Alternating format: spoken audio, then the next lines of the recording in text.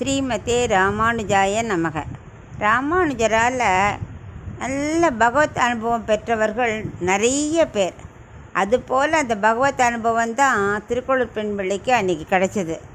அவர் அங்கே திருக்கோளூர் வந்தவுடனே இவர் சேவிச்சுட்டு ஒவ்வொரு வாக்கியமாக ராமானுஜர்கிட்ட சொல்லின்னு இருக்கா. அதில் இன்றைக்கி நம்ம பார்க்க போகிறது 57வது வாக்கியம். இரு மிடரு பிடித்தேனோ செல்வ பிள்ளையை போலே. அதாவது இரு மிடரு பிடித்தேனோ செல்வ பிள்ளை போலே. இதுவும் ராமானுஜர் சம்மந்தப்பட்ட விஷயந்தான். அவர் ஒவ்வொரு வாக்கியத்தை ஆனந்தமாக அனுபவித்து கேட்டுருக்கார். இரு அப்படின்னா நல்ல பெருமை பொருந்திய அப்படின்னு அர்த்தம். மிடருன்னா கழுத்து. ஸோ மேன்மையான சிறப்புமிக்க கழுத்தை பிடித்தேனோ செல்வ பிள்ளையை போலே. அதான் இந்த வாக்கியத்துக்கு அர்த்தம். இவர் கிருமி கண்ட சோழனோட தொந்தரவுனால் ஸ்ரீரங்கத்தை விட்டு கிளம்புறார். அப்படி ஒரு சந்தர்ப்பம் வந்தது. அது அவதான் வந்ததில்லை, அது ஒரு காரணம். அது ஸ்ரீரங்கநாதர் தான் சங்கல்பிச்சுண்டார். ஏன்னா திருநாராயணபுரத்தில் ஸ்ரீ வைஷ்ணவ சித்தாந்தத்தை நிலைநிறுத்தணும்னு அவர் முடிவு பண்ணிட்டார் பெருமாள். அதனால் இப்படி ஒரு சந்தர்ப்பத்தை ஏற்படுத்தி ஸ்ரீரங்கத்தை விட்டு கிளம்பும்படி ஏற்பாடு நடந்துடுத்து. இவர் உடனே அங்கேருந்து கிளம்புறார். சிஷ்யரெல்லாம் கூட்டுண்டு ஸ்ரீரங்கத்துலேருந்து திருநாராயணபுரம் போகலான்னு வந்துட்டுருக்கார். திருநாராயணபுரம் வந்துட்டு அங்கே பார்க்கும்போது பார்த்தா அவர் கையில் திருமண் ரொம்ப கொஞ்சமாக இருக்குது, தீர்ந்து போயிடுது.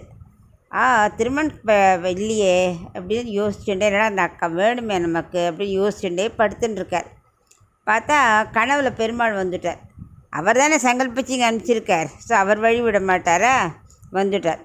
அப்போ அவர் சொல்கிறார், இங்கேருந்து கொஞ்சம் தூரத்தில் எதுகிரின்னு ஒரு இடம் இருக்குது, அங்கே நிறைய திருமண் இருக்குது அப்படின்னு பகவான் கனவுல சொன்னார். அங்கே ஒரு பெரிய துளசி செடி இருக்கும், புத்து இருக்கும், புத்துக்குள்ளே நான் இருப்பேன். என்னையே நான் அந்த மொகலாயர்கள் பீரியடில் என்னை அங்கே ஒழிச்சு வளம் வச்சுருக்கா.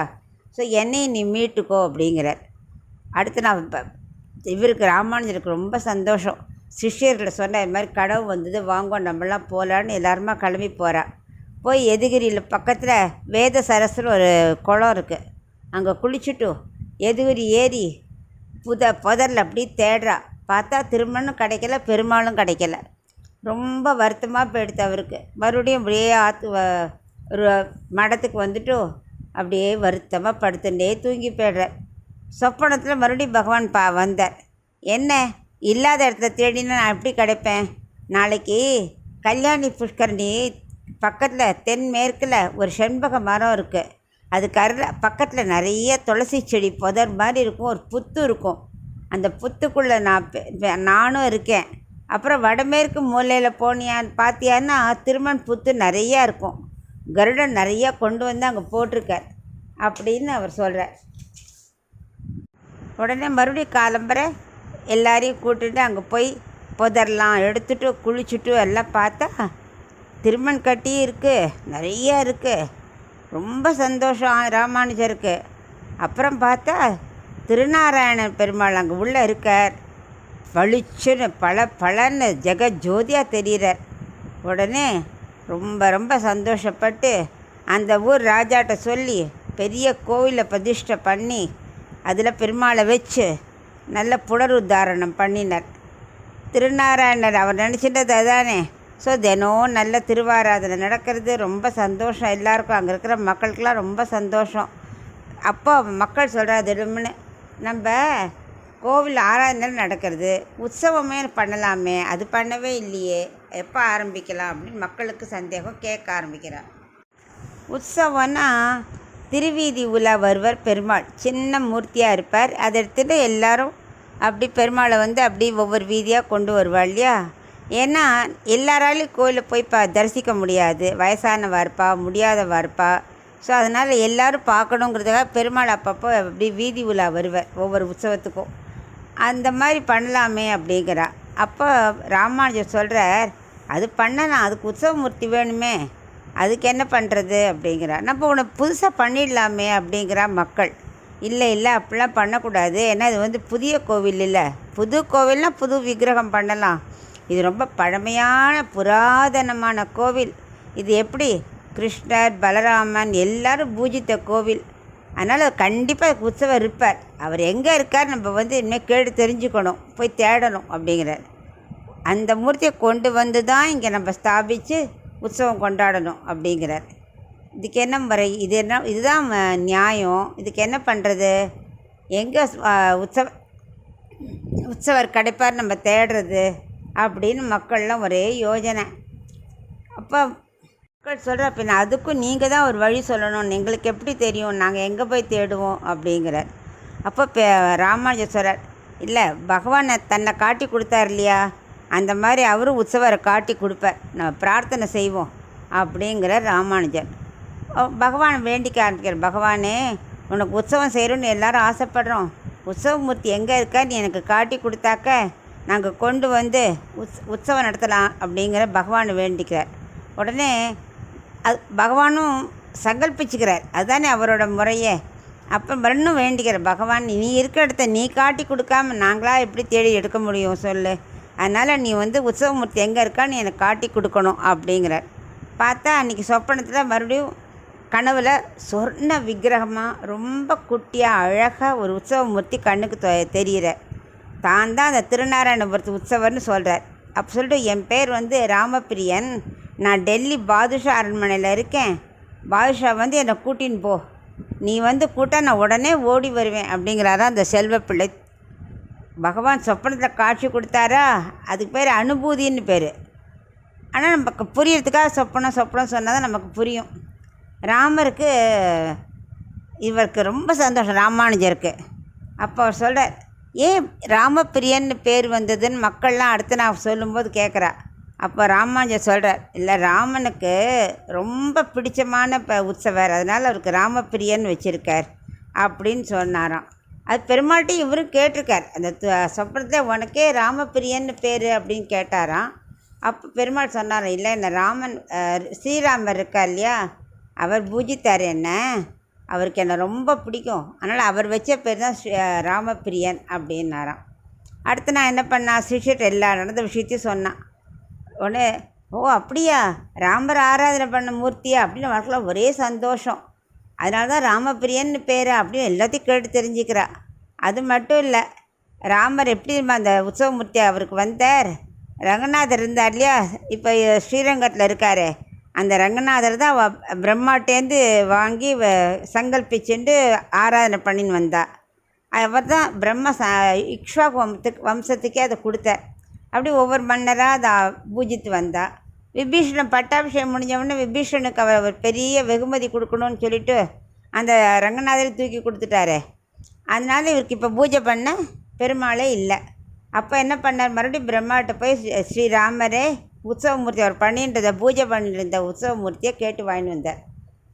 சார் அதை வச்சு பூஜை பண்ணி அவருக்கு ரொம்ப சந்தோஷமாக கொண்டாடினதுனால இதுக்கு வந்து ராமப்பிரியன்னு பேர் வச்சுட்டார்.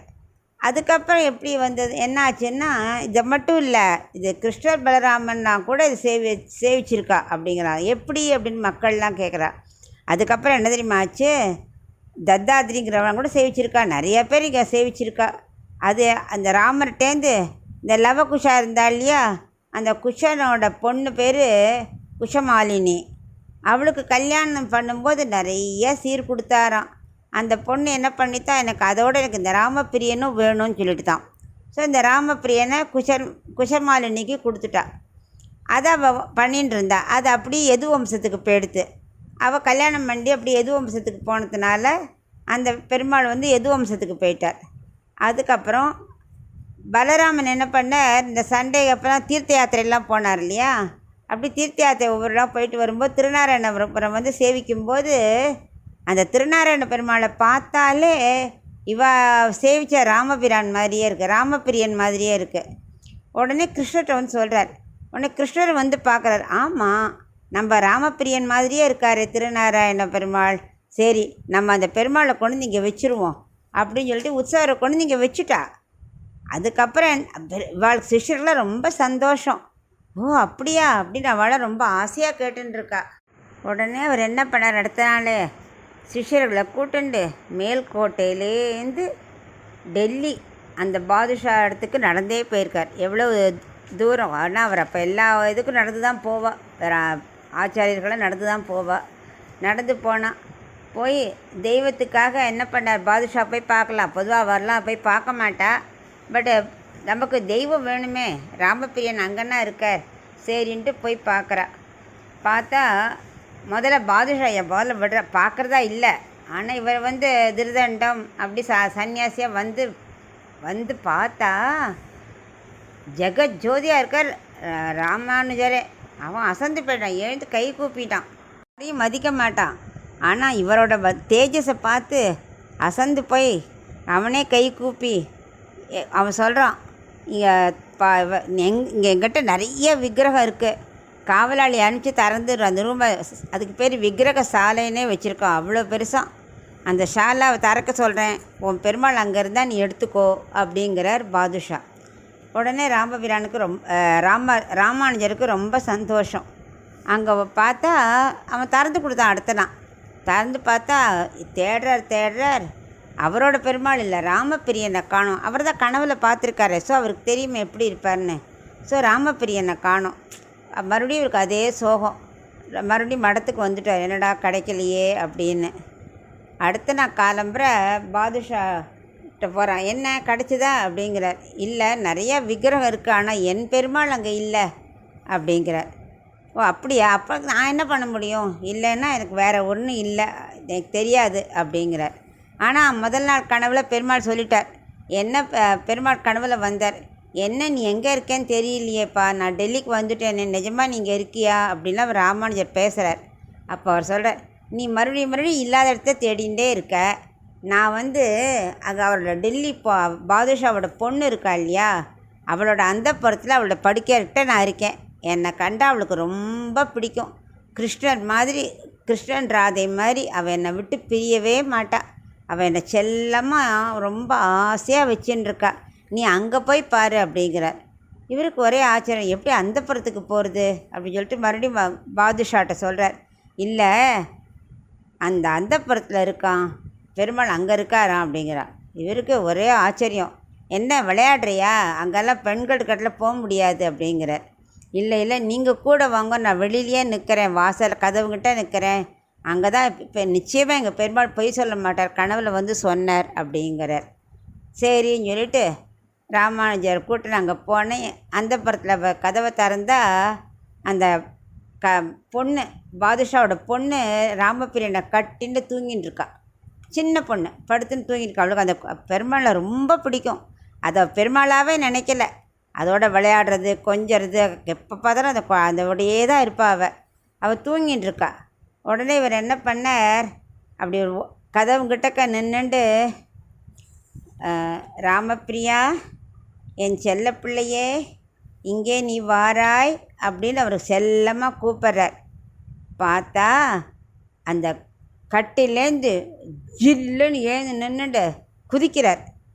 பாதுஷா கண்ணு நம்பவே முடியல, ஆச்சரியப்படுறார், என்னது ஒரு விக்கிரகம் குதிக்குமா நடக்குமா ஏந்து நிற்கிறதே அப்படின்னு பார்க்குறார்.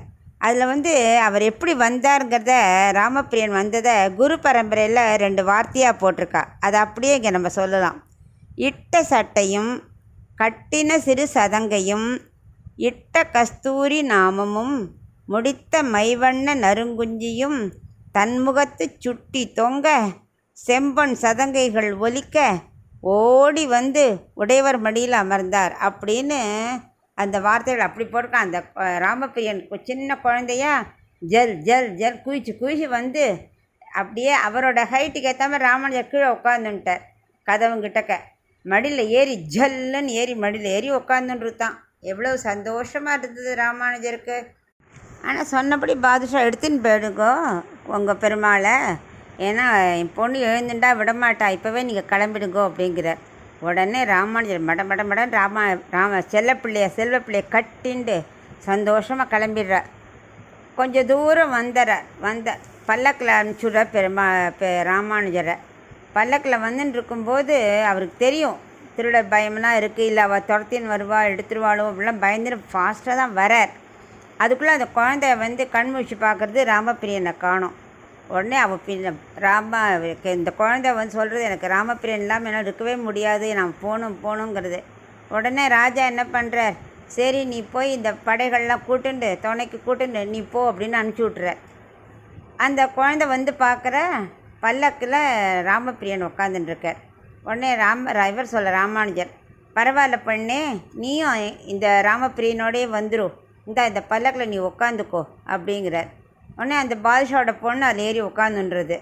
அங்கே உள்ளே உட்காந்துட்டு ராமப்பிரியன்ட்ட பேசுகிறது, என்னை நீ விட்டுட்டு எப்படி வந்த நீ அப்படின்னு அப்படியே ராமானுஜர் ராமப்பிரியனை கட்டிக்கிறது பல்லக்கில். அப்புறம் பல்லக்கை தூக்கி நீ வரலாம் போயின்னு இருக்கா. கொஞ்சம் தூரம் ஆச்சு, பார்த்தா திருடர்கள் பயம். ராத்திரியாக எடுத்தால் திருடர்கள் யாரோ துரத்தின்னு வரா.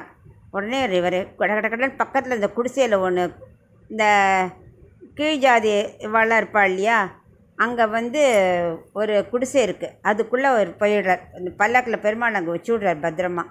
இவன் என்ன பண்ணுறா, திருடர்களோட சண்டை போட்டு அதை வந்து மீட்டுடுறா, அந்த திருடெல்லாம் விரட்டி விட்டுறா. உடனே இவருக்கு ரொம்ப சந்தோஷம்.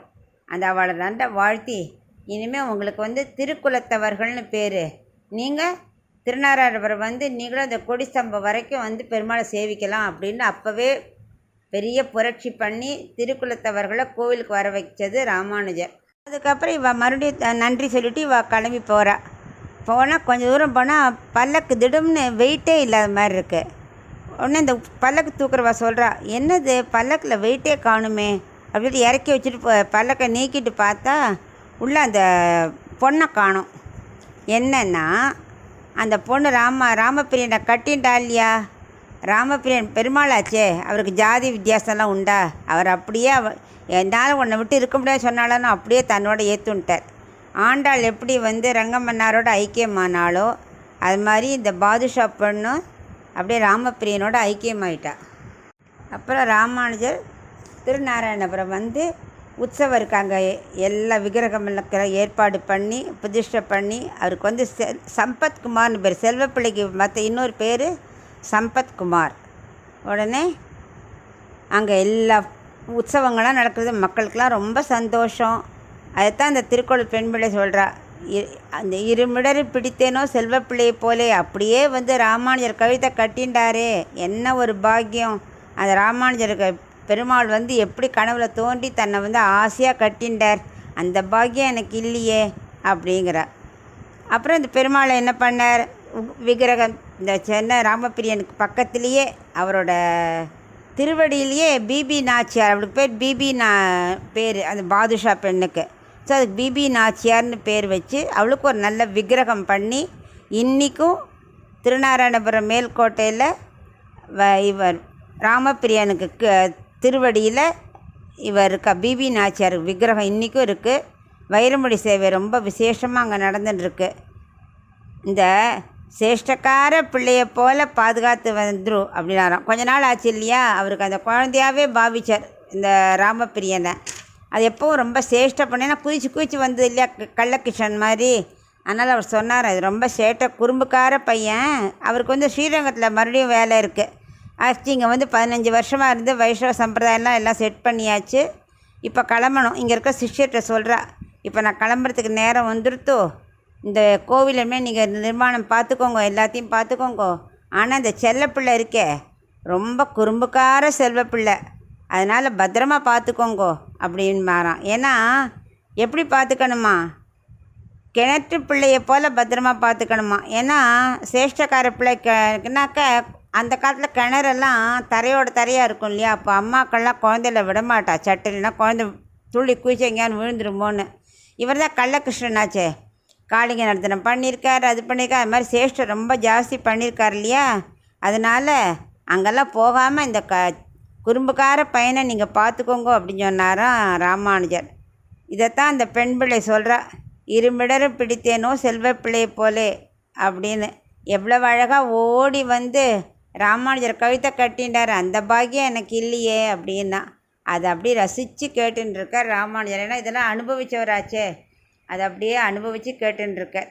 அதனால் நம்ம பக்தியோடு நம்ம பெருமாளை ப்ரே பண்ணால் நமக்கும் கனவுல பெருமாள் வர நம்மளோட விளையாடுவார், நமக்கு கேட்டதுக்கு பதில் சொல்லுவார்ங்கிறத அந்த விஸ்வாசத்தோடு இருக்கணும் நம்ம. அதுதான் இந்த வாக்கியத்துலேயும் நம்ம தெரிஞ்சுக்கிறோம்.